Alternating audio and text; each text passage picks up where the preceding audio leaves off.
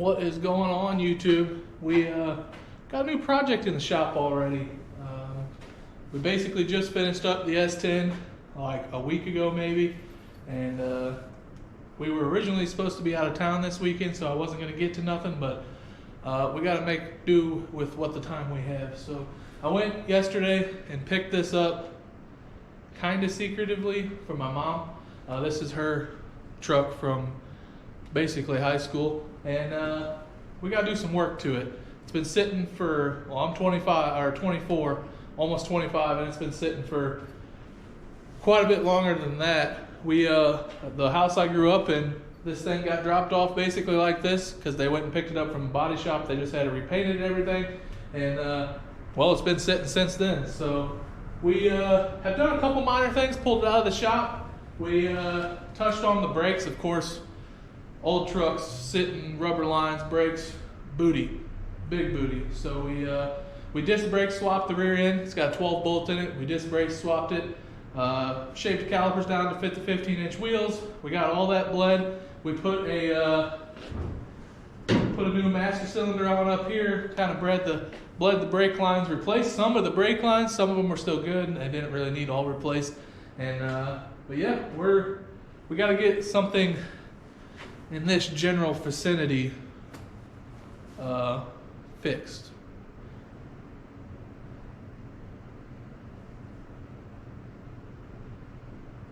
Yeah. So this here very nice unit, junk, all of this junk. It's got to go. I know some of you old small block guys, they're like, why don't you keep it? No.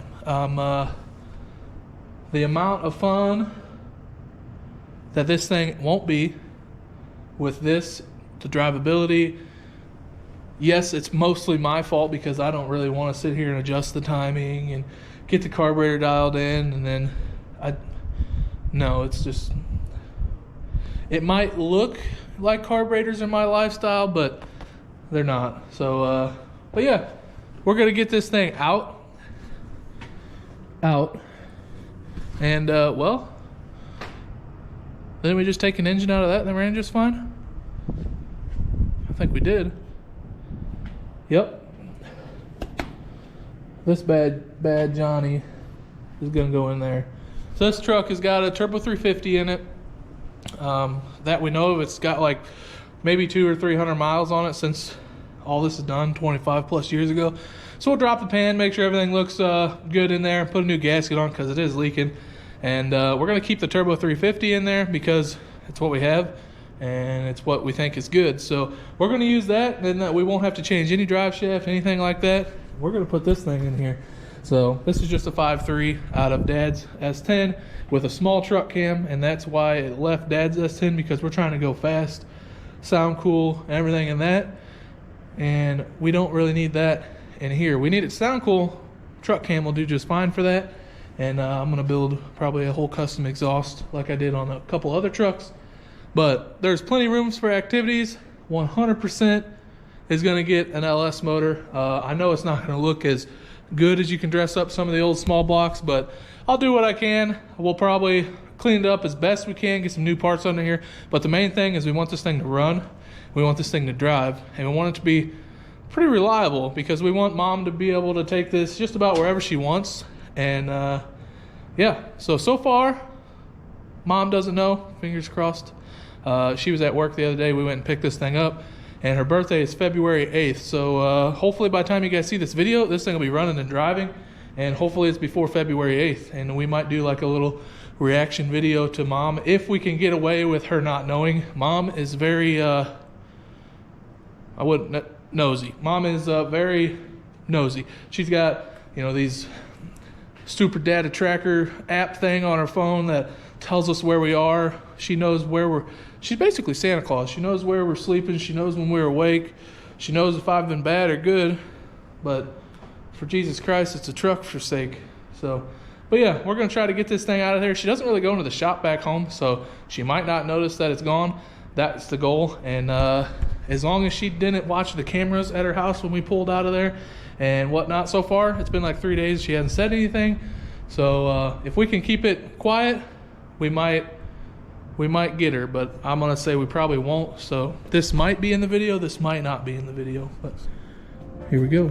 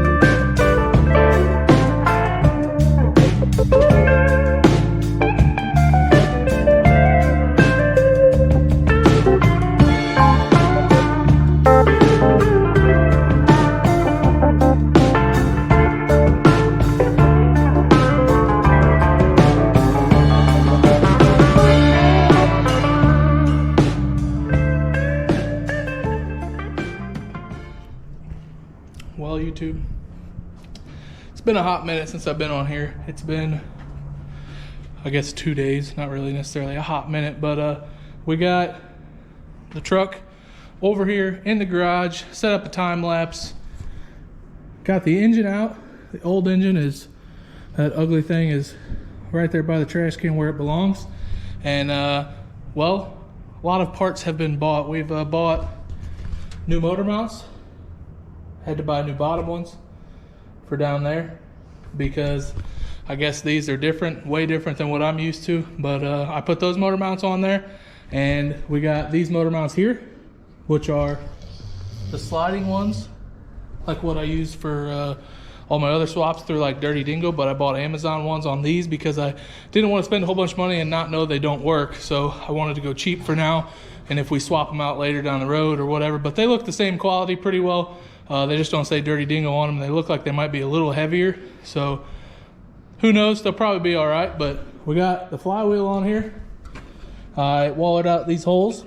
I lined them up already. And we've already test fit the engine because we had to re-drill the bottom holes because they didn't necessarily line up with the factory ones. They were a little bit off. And I don't know if that's because I bought cheaper mounts or if I have them in here wrong or whatnot, but I drilled one hole in the frame so I could bolt it in there. The other ones are factory holes, so I don't think it's gonna be affected by much. So if I have to pull them out and remove them and put them in a different hole, then so be it. But yeah, I'm about ready to slide this engine in here. I'm gonna see if I can do it by myself. If not, I'll wait for Dad to get in here, and you guys will know because the next time lapse it'll show. So yeah, engine's about to go in for the second time and hopefully the last time. If not, no big deal.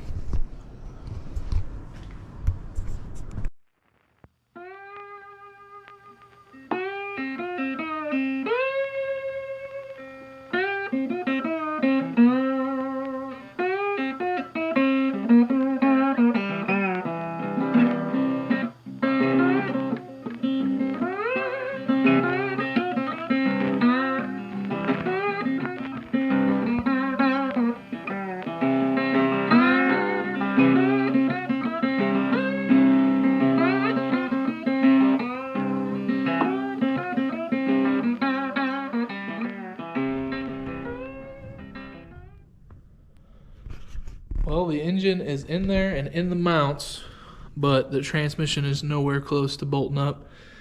It's got to come, transmission's got to come towards the front about an inch, inch and a half or so.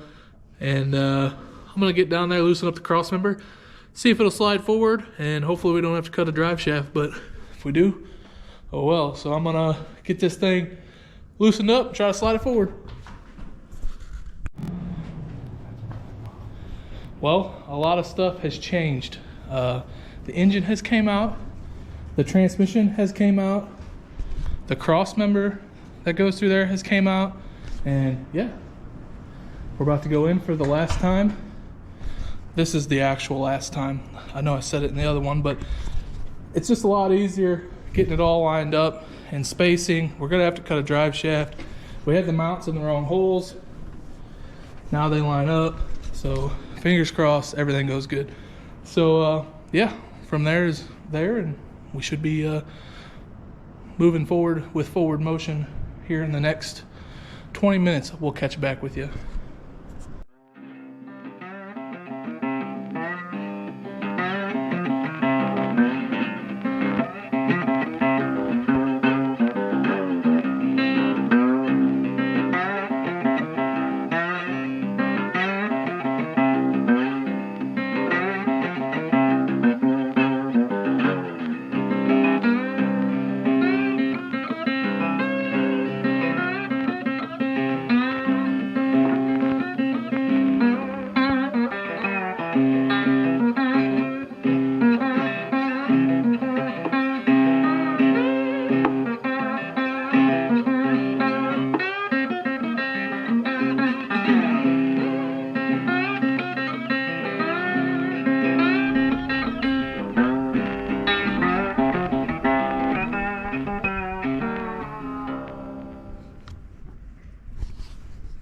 It's been a couple days.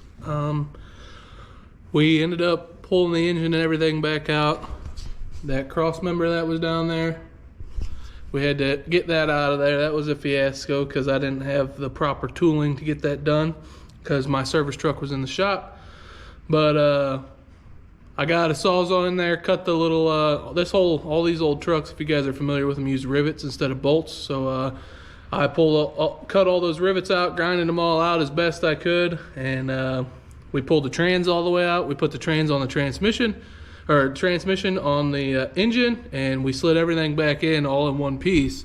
And it actually worked out pretty good.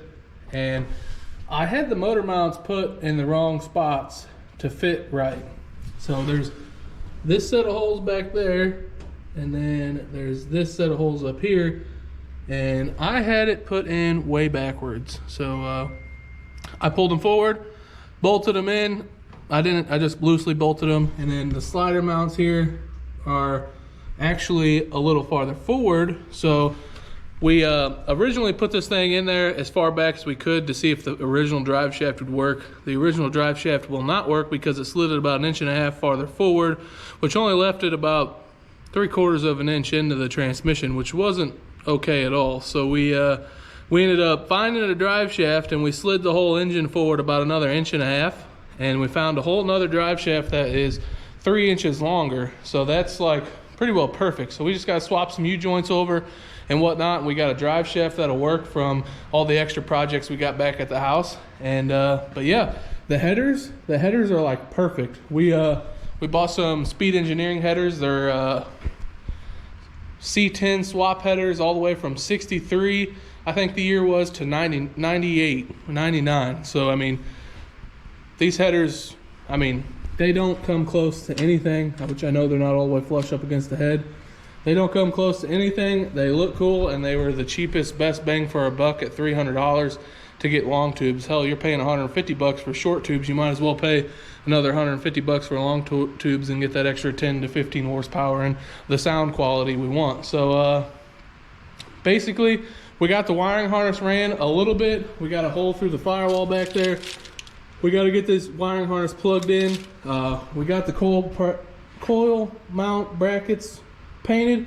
We got to put all the coil packs back on them. We got the alternator mount painted and power steering pump mount. That will go on there. And then we can start getting some wiring ran.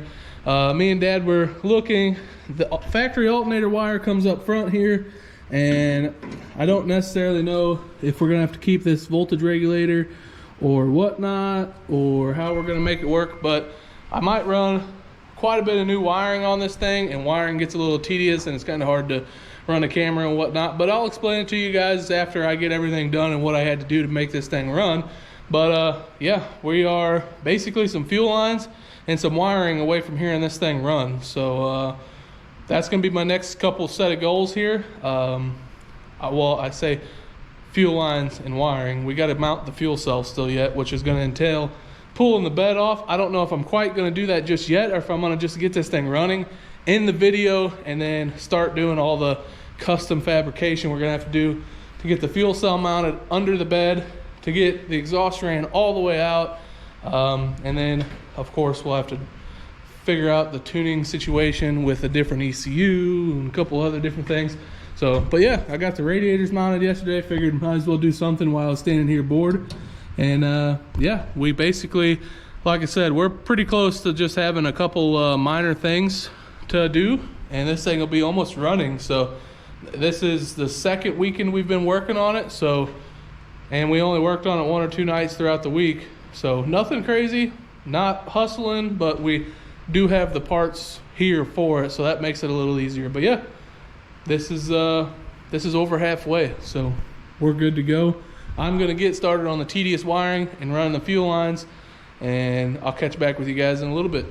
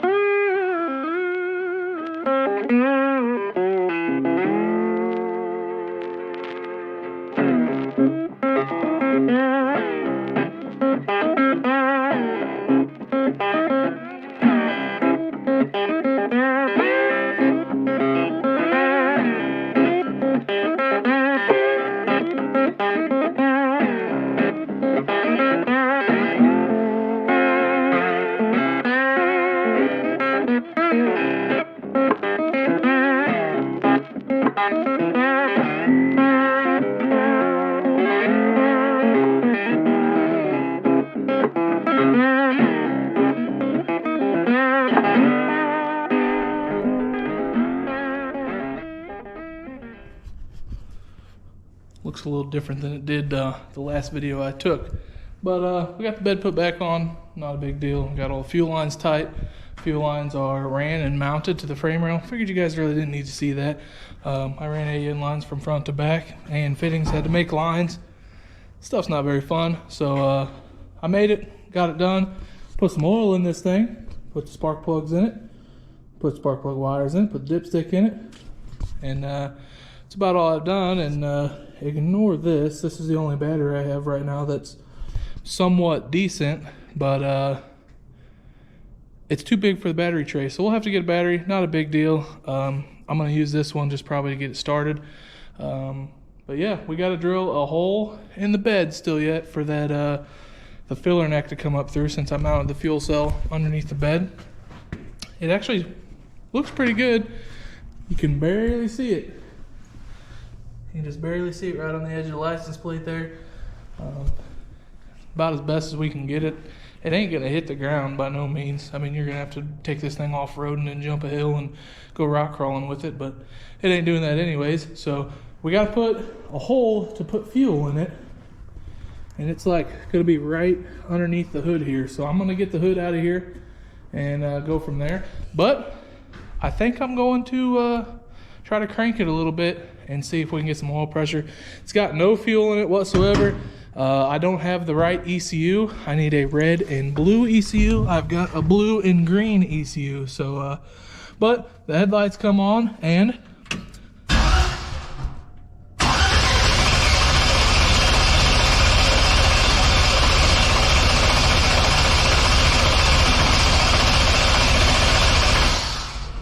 she cranks like a bat out of hell with that skid loader battery on here. So, but yeah, no, it's on.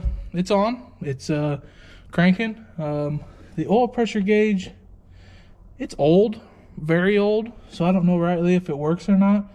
But I know this engine has oil pressure, and we kind of plumbed it in and whatnot, so we might have an oil fitting leak.